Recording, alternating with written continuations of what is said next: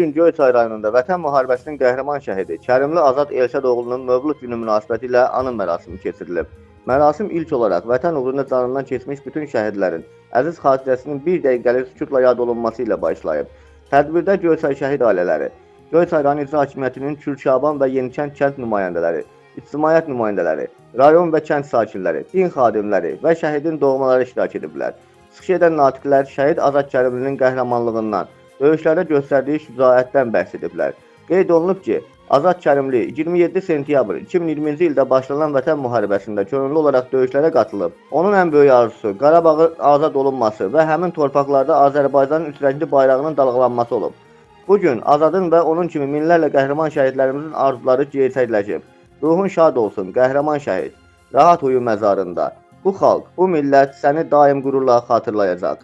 Allah bütün şəhidlərimizə rəhmət eləsin. Etibar Bəşirov, Göyçay naminə.